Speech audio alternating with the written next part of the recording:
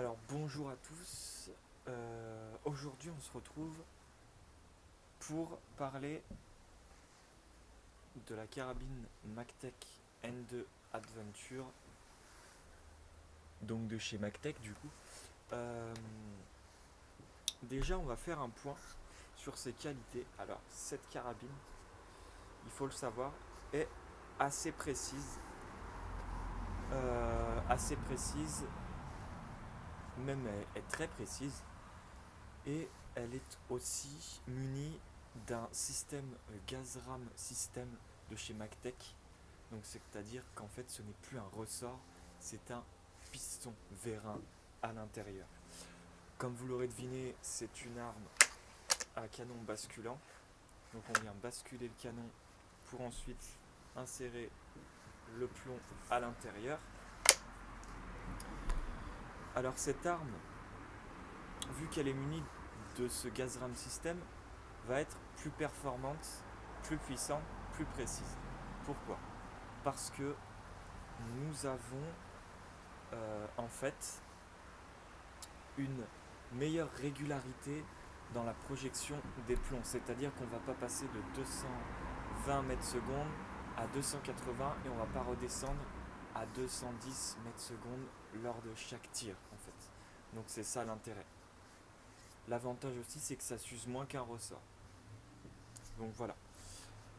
Je vais vous faire un tir de démonstration et après je vais vous montrer les différents plombs qui rentrent assez bien. Donc les plombs qui rentrent assez bien dans cette Magtech, ce sont les Gamo Pro Magnum à 0,49 g, les Gamo Match à 0,49 g aussi, les Power à 0,47 et les X-Match à 0,53 g. Les X-Match sont très bien sur cette carabine et les Power aussi.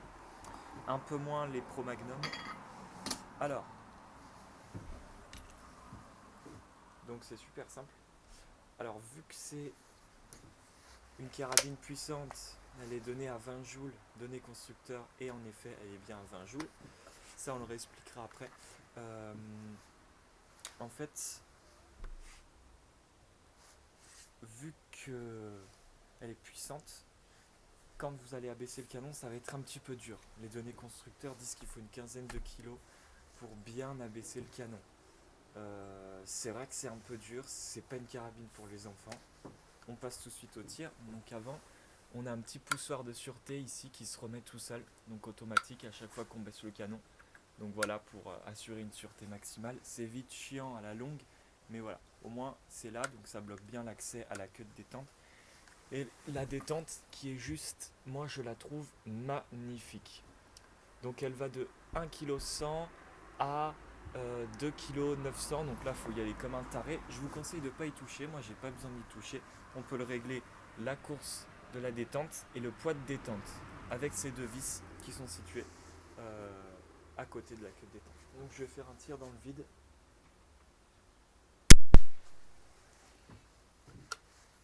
Donc vous voyez qu'elle claque un peu. C'est le piston tout simplement qui fait ça. Mais pas excessivement. Donc si vous habitez dans un voisinage assez proche, ça pourrait passer. Je sais que c'est bon nombre de questions qui reviennent ça. On a donc un cylindre en acier, on a un rail de 11 mm fraisé bien sûr dans le cylindre. Alors le cylindre il s'abîme vite, il suffit que vous ayez votre fermeture éclair qui frotte un peu sur le cylindre, ça laisse des marques. Bon, moi j'en ai eu quelques-unes ici, c'est pas bien gênant, mais bon, si vous voulez garder votre arme le plus neuf possible, il faut faire attention à ça.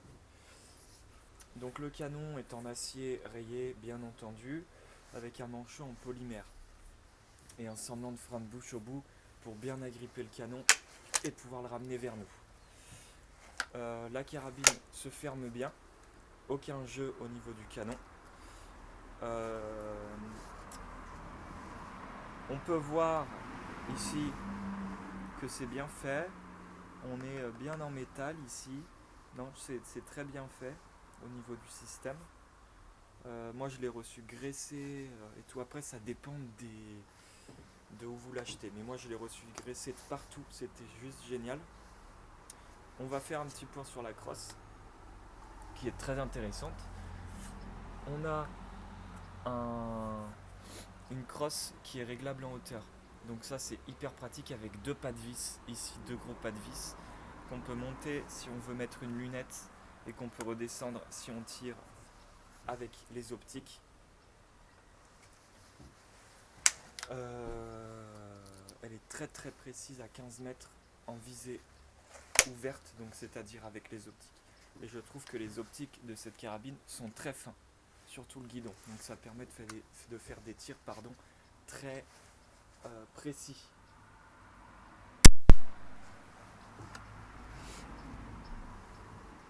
Un sabot amortisseur qui fait son job, qui est assez mou comparé aux autres sabots qu'on peut trouver sur les autres carabines. Voilà, elle pèse, donc je l'ai pesée là il y a 5 minutes, elle pèse 2,8 kg. Donc elle est assez légère, on peut la prendre à une main comme ça. Voilà. Après si on monte une lunette, ça dépend quelle lunette on vient monter dessus. Tout dépend de ce que vous allez monter dessus.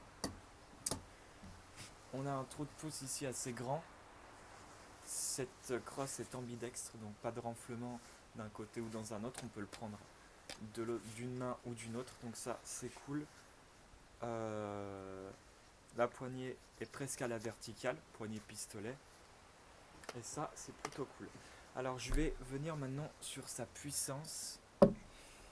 Sa puissance donnée constructeur, elle est donnée à 20 joules.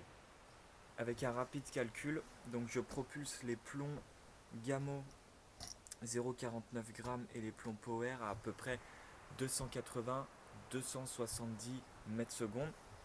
Avec un rapide calcul, avec le poids des plombs, etc., j'ai pu calculer une moyenne de 20,27 joules, ce qui est correct et qui reste dans la norme, donc accessible, enfin en vente libre aux personnes majeures, pardon. Ce qui m'amène à préciser que vous trouverez des carabines, bien entendu, données pour 20 joules, mais qui vont faire par exemple 14. C'est le cas de la RX40. De la RX40 qui est munie d'un ressort cette fois-ci. Là, je vous le rappelle qu'on est sur un piston, donc durabilité dans le temps, les pièces vont moins s'user. Et donc oui, donc la RX40 est donnée pour 20 joules, donnée constructeur, puissance réelle, elle est autour de 14-15 joules. Donc elle propulse les plombs à peu près 220-230 mètres secondes. Voilà, donc ça n'a rien à voir. Donc les armes, logiquement, à piston, sont un petit peu plus puissantes et ont un peu plus de patates, mais vibrent moins et sont plus souples. Pas au réarmement par contre, parce qu'au réarmement c'est vrai que voilà, faut mettre un peu de patate. Et ben écoutez, c'est une très très belle arme, je trouve. Pour ma part, je l'ai achetée, enfin elle est en vente à peu près 160-150 euros. Vous pouvez la trouver moins chère sur le site Naturabuy, bien entendu. J'ai oublié de préciser pour ceux qui veulent monter une lunette, on a un tunnel en acier ajouré ici que vous pouvez enlever en poussant vers l'extérieur et ensuite vous pouvez enlever le guidon en poussant à droite. Donc ça va vous permettre, voilà, donc ça va vous permettre en fait de monter une lunette sans avoir sans qu'on voit le guidon. Donc ça c'est plutôt pas mal. Et ben je pense qu'on a fait le tour sur cette Magtech Adventure N2 Adventure de chez Magtech, qui est connu plus pour ses munitions, mais ils se sont lancés dans la construction de l'airgun et c'est CBC qui fait ça. C'est marqué juste ici. C'était marqué de l'autre côté, mais bon.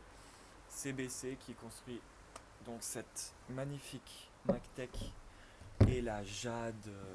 Enfin, il y en a encore deux ou trois de chez MacTech. Voilà. Mais elle, c'est la plus, on va dire, c'est plus haut de gamme de chez MacTech. Voilà. Ce que je regrette un petit peu, c'est que la détente soit en polymère. Voilà, c'est un petit peu.